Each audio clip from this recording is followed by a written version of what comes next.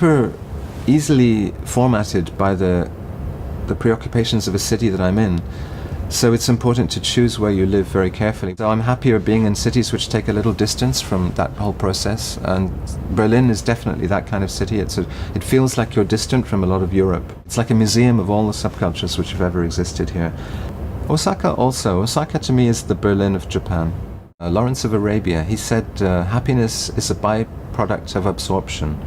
So for him, just getting concentrated in some work makes you happy, and I very much agree with that. I'm happy when I lose track of time because I'm editing something or working on a project, but I'm also happy riding my bicycle. I love to cycle. Yeah, I believe in originality and creativity and consideration and friendliness. I just want to be interested myself, and I want to be interesting to other people. Art is a virtual sphere where you can do almost anything and there are no practical consequences. So I think it has freedom, but the price it pays for freedom is a lack of power. So in real life you have power to do real things, and in art you can just model. It's like architectural modeling. I really value people's ability to make things and to surprise themselves and to surprise other people, to be original.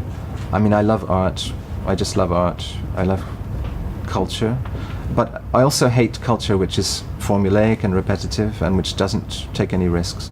Music is still the thing that gives me the most pleasure. Like, there's some amazing high I get from finishing a song which I think is good and putting it online immediately, and the reactions start to come in and people agree that it's great, or even if they don't agree, you know, that's an amazing thrill.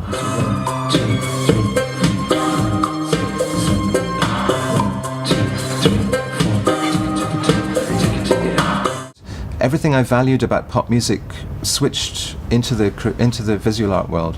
The visual art world became the paradigm for creativity. I think that's my ultimate loyalty, is to creativity and not to any given art form.